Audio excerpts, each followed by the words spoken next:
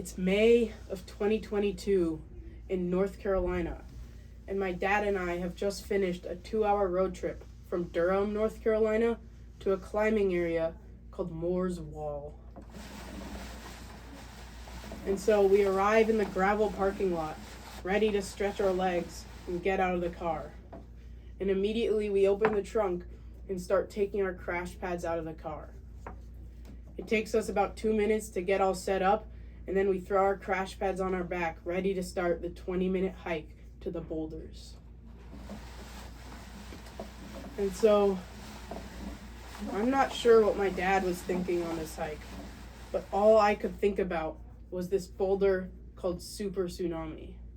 It's this incredible rock about 15 feet tall, extremely overhanging, and it has these ripples in the wall that almost make it look like a tsunami that's carved into stone. And so that's where I think the boulder got its name, Super Tsunami, from. And I've been trying this boulder for 5 straight sessions, hours each sessions, probably about 20 hours total of working the climb. And it's been a fight. It really has. I've gotten angry, yelled at the wall, screamed at my dad.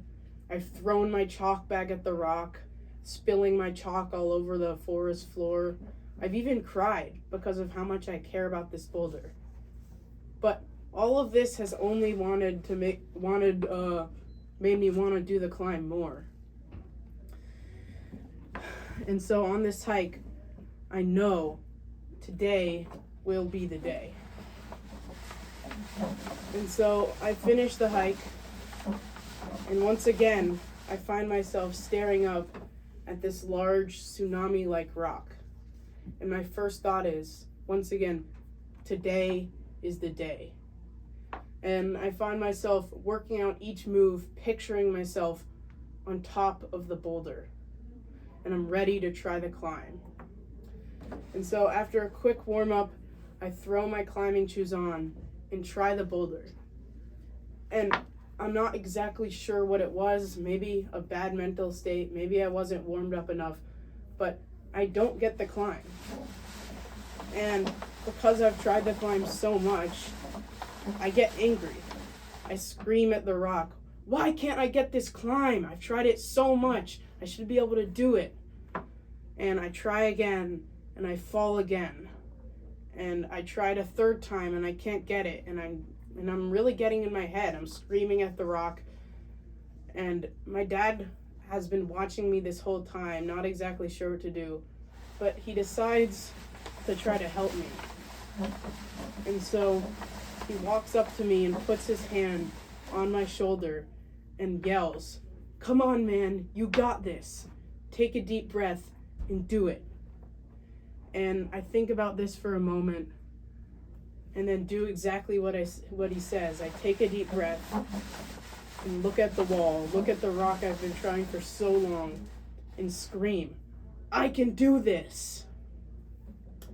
And then I get on the wall, put my climbing shoes on again, and this time was different. I just felt like I could do the climb once and for all. It just felt easier. And I do the climb perfectly, and I find myself standing on top of the boulder. After many hours, 5 straight sessions of working the climb, finally I can send Super Tsunami. And right after this, I decide that's the end of the day. I'm happy with what I've done. And so we start hiking back. We throw our crash pads back on our backs and start hiking, and I feel ecstatic. I'm so happy. I have a huge smile on my face all the way back. I finally sent this boulder. It's so awesome. And after all of this experience, there's one real lesson that I've learned, and that's to never give up. There were definitely points during working this climb where I thought I couldn't do it. I mean, in the beginning, I could only get a couple of the moves, and I wasn't even close. But I kept coming back to the boulder in hopes of eventually doing the climb.